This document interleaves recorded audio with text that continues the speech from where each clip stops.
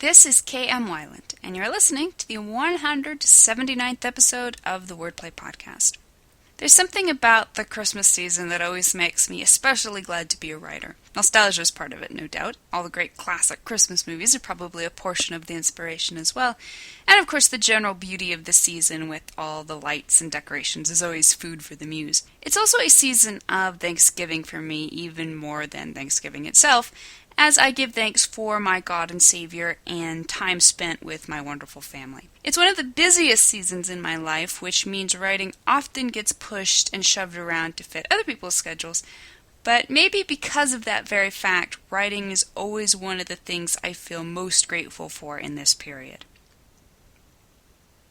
What's the most important moment in your character's arc? The latest post in the video series on my blog discusses the turning point in your character's journey toward inner transformation. To watch it, visit my website at www.helpingwritersbecomeauthors.com. New videos are posted every Wednesday. And now, I hope you enjoyed this week's podcast, the third in the series Structuring Your Story's Scenes. This installment is titled Options for Goals in a Scene. The story as a whole, and every scene within it, begins with a goal. Your character wants something he will have difficulty accomplishing. What he wants frames the plot on both the macro and micro levels. What he wants defines him as a person, and by extension, the theme of the book as a whole. The possibilities for scene goals are endless and very specific to your story. Your character can want anything in any given scene, but within that universe of options, you must narrow down the desires expressed within your scene to those that will drive the plot. Wanting to buy pink carnations for Mother's Day is a worthy goal, but if your character's mother is a non-existent player in your story of a nuclear war, it's not going to belong in your story, and certainly not as a scene goal. Scene goals are the dominoes I'm always talking about. Each goal is a step forward in your story. One goal leads to a result that prompts a new goal, and on and on. Bing, bing, bing. They knock into each other, one domino after another. If they don't, if one goal is out of place in the overall story, the line of dominoes will stop, and the story will falter, perhaps fatally. Your character's overall plot goal will be a dilemma that will take the entire story to solve. He may want to become president, he may want to rescue his kidnapped daughter, he may want to marry the girl next door, or he may want to find healing and a fresh start after the death of his father. If we break this overall story-long goal down into bite-sized pieces, we find that it's really made up of one small goal after another. Your character may not even start out knowing that he wants a fresh start or that he wants to marry the girl next door, although it should be immediately evident to the reader by implication if nothing else. But in the very first scene, he's going to know he wants something. Maybe he knows he wants the neighbor girl's dog to stop chewing his petunias. Then he knows he has to meet her and convince her to chain up her dog. Then he knows she's infuriatingly cute. Then he knows he wants to go out with her. Then he knows he has to overcome his bad first impression. Then he knows he should buy her flowers, etc., etc., etc. Before you know it, all these little scene goals will have led you right up to the overall story goal. The most important factor to keep in mind as you identify each scene goal is its pertinence to the plot. Subplots may provide opportunities for goals that aren't directly related to your primary goal of marrying the neighbor girl, but they too must eventually tie into the overall plot in an impactful or thematically resonant way. If the accomplishment or thwarting of any given scene goal won't affect the overall outcome of the story, it's probably not pertinent enough. Scene goals will manifest in wildly different ways. Your character may want to burn a packet of letters, take a nap, hide in a closet, or sink a boat. But most scene goals will boil down into one of the following categories. Your character is going to want 1. Something concrete, such as an object or a person, etc. 2, something incorporeal, such as admiration or information. 3, escape from something physical, such as imprisonment or pain. 4, escape from something mental, such as worry, suspicion, fear, etc. 5, escape from something emotional, such as grief or depression. His methods of achieving these things will often manifest in one of the following ways, although this list certainly isn't definitive. 1, seeking information. 2, hiding information. 3, hiding self. 4, hiding someone else. 5, confronting or attacking someone else.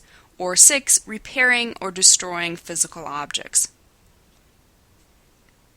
Although scene goals will always be short range as opposed to the long range plot goal, they won't always be confined to and completed in a single scene. Sometimes your story will demand overarching goals that span several scenes. For example, your character may know in scene number 3 that he wants to go out with the neighbor girl, but this isn't a goal he can accomplish in just one scene. He may not achieve this particular goal until scene number 11.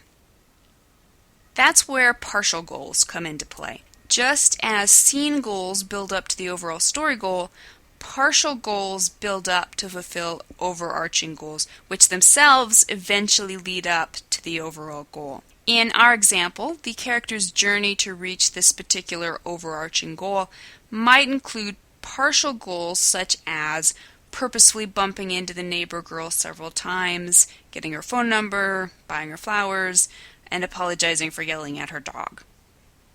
Overarching goals that require several scenes to accomplish do not negate the need for individual goals within each interim scene, but don't limit yourself with the notion that each scene has to be an island unto itself. Each scene is just a small part of the larger whole. Since everything must be integral, everything can't help but be intertwined. Once you've identified your scene's goals, stop and ask yourself the following questions. 1. Does the scene goal make sense within the overall plot? 2. Is the goal inherent to the overall plot? 3. Will the goal's complication or resolution lead to a new goal, conflict, disaster? 4. If the goal is mental or emotional, for example, be happy today, does it have a physical manifestation? For example, smile at everyone. This one isn't always necessary, but allowing characters to outwardly show their goals offers a stronger presentation than mere telling via internal narrative. 5. Does the success or failure of the goal directly affect the scene narrator? If not, his POV probably isn't the right choice. So now let's examine a few scene goals in action. Just for continuity's sake, I'll be using examples from the same 4 books and movies I used in my Secrets of Story Structure series. Pride and Prejudice by Jane Austen. Mrs. Bennet's goal in the first chapter is to convince her husband to call upon the newly arrived Mr. Bingley. Even though she's not the story's protagonist, she is the primary actor in this first scene, so it's appropriate that the first goal belongs to her. The chapter offers a wonderful opening goal since it not only presents a short-term scene goal, but also perfectly frames the story's overall goal. It's a Wonderful Life, directed by Frank Capra. The angel Joseph's goal in the first scene is to find an angel he can send to George Bailey's aid. Like Pride and Prejudice, the movie opens from a perspective outside the protagonists, but it presents an instant and accurate picture of the overall story goal, which of course is to save George Bailey by helping him understand that his life is worth living.